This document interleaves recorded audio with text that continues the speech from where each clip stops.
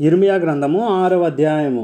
బెన్యామీనీయులారా, యెరూషలేములో నుండి పారిపోవుడి, తెకోవాలో బోరధ్వని చేయుడి, బేత్ హక్కేరేము మీద ఆనవాలుకై ధ్వజము నిలవబెట్టుడి. కీడు ఉత్తర దిక్కు నుండి వచ్చుచున్నది, గొప్ప దండు వచ్చుచున్నది. సుందరియు సుకుమారియునైన సియోను కుమార్తెను పెళ్లగించుచున్నాను.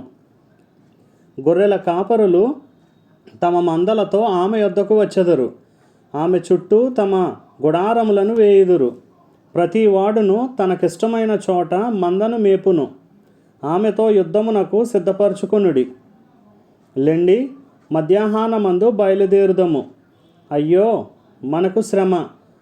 ప్రొద్దుగ్రుంకుచున్నది, సాయంకాలపు ఛాయలు పొడుగవుచున్నవి.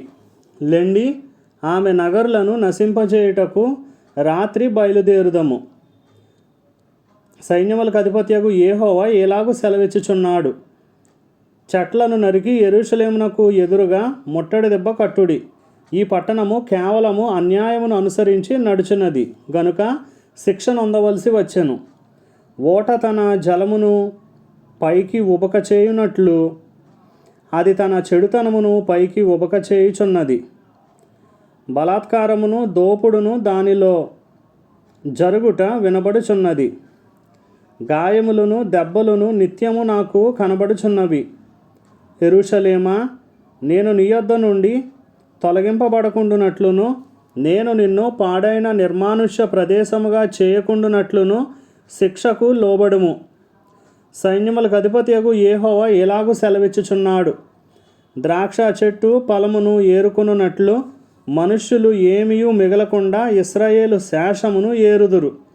ద్రాక్ష పండ్లను ఏరువాడు చిన్న తీగలను ఏరుటకై తన చెయ్యి మరలా వేయునట్లు నీ చెయ్యి వేయుము.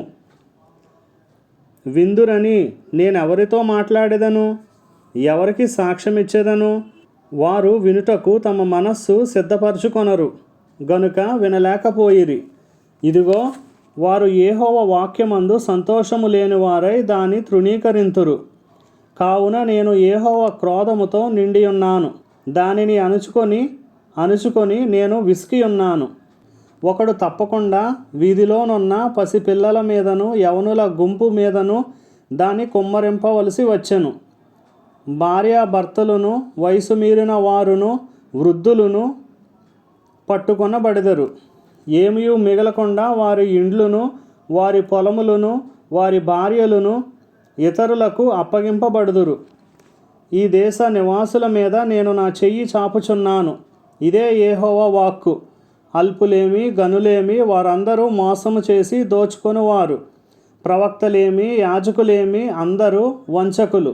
సమాధానము లేని సమయమున సమాధానము సమాధానమని చెప్పుచు నా ప్రజలకున్న గాయమును పైపైన మాత్రమే బాగు చేయుదురు. వారు తాము హేయక్రియలు చేయుచున్నందున సిగ్గుపడవలసి వచ్చెను గాని వారు ఏమాత్రమును సిగ్గుపడరు. అవమానము నొందితిమని వారికి తోచనే లేదు గనుక పడిపోవు వారితో వారు పడిపోవుదురు. నేను వారిని విమర్శించు కాలమున వారు తొట్రిల్లుదురని యెహోవా సెలవిచ్చుచున్నాడు. యెహోవా ఎలాగూ సెలవిచ్చుచున్నాడు. మార్గములలో నిలిచి చూడుడి, పురాతన మార్గములను గూర్చి విచారించుడి. మేలు కలుగు మార్గమేది అని అడిగి అందులో నడుచుకొనుడి. అప్పుడు మీకు నెమ్మది కలుగును. అయితే వారు మేము అందులో నడుచుకొనమని చెప్పుచున్నారు. మిమ్మును కాపు కాయుటకు నేను కావలి వారిని ఉంచియున్నాను. ఆలకించుడి, వారు చేయు బోరధ్వని వినబడుచున్నది. అయితే మేము వినమని వారు అనుచున్నారు. అన్యజనులారా వినుడి, సంగమా వారికి జరిగిన దానిని తెలుసుకొనుము. భూలోకమా వినుము. ఈ జనులు నా మాటలు వినకున్నారు, నా ధర్మశాస్త్రమును విసర్జించుచున్నారు గనుక తమ ఆలోచనలకు ఫలితమైన కీడు నేను వారి మీదకి రప్పించుచున్నాను.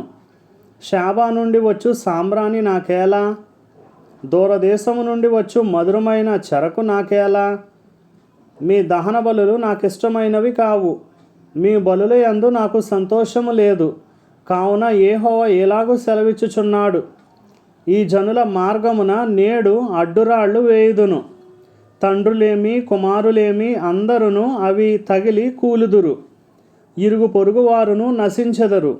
యెహోవా ఇలాగు సెలవిచ్చుచున్నాడు, ఉత్తర దేశము నుండి ఒక జనము వచ్చుచున్నది, భూదిగంతములలో నుండి మహాజనము లేచి వచ్చుచున్నది. వారు వింటిని ఈటెను వాడనేర్చిన వారు. అది ఒక క్రూర జనము, వారు జాలి లేనివారు. వారి స్వరము సముద్ర ఘోష వలెనున్నది. వారు గుర్రములెక్కి సవారీ చేయువారు. సియోను కుమారి, నీతో యుద్ధము చేయవలెనని వారు యోధుల వలె వ్యూహము తీరియున్నారు. దాని గూర్చిన వర్తమానము విని మా చేతులు బలహీనమగుచున్నవి. ప్రసవించు స్త్రీ వేదన పడినట్లు మేము వేదన పడుచున్నాము. పొలములోనికి పోకుము, మార్గములో నడువకుము. శత్రువులు కత్తిని జులిపించుచున్నారు. నలుదిక్కులా భయము తగులుచున్నది. నా జనమా, పాడు చేయువాడు హఠాత్తుగా మా మీదికి వచ్చుచున్నాడు. గోనెపట్ట కట్టుకుని బూడిద చల్లుకొనుము. యాక కుమారుని గూర్చి దుఃఖించున్నట్లు దుఃఖము సలుపుము, ఘోరమైన దుఃఖము సలుపుము. నీవు నా జనుల మార్గమును తెలుసుకొని పరీక్షించున్నట్లు నిన్ను వారికి వన్నెచూచువానిగాను వారిని నీకు లోహపు తొంటగాను నేను నియమించి ఉన్నాను. వారందరూ బహుద్రోహులు, కొండెగాండ్రు. వారు మట్టి లోహము వంటివారు. వారందరూ చెరుపువారు. కొలిమి తిత్తి బహుగా బుసలు కొట్టుచున్నది, గాని అగ్నిలోనికి శేషమే వచ్చుచున్నది. వ్యర్థముగానే చొక్కము చేయుచు వచ్చెను. దుష్టులు చొక్కమునకు రారు. యెహోవా వారిని త్రోసివేసెను గనుక త్రోసివేయవలసిన వెండి అని వారికి పేరు పెట్టబడును.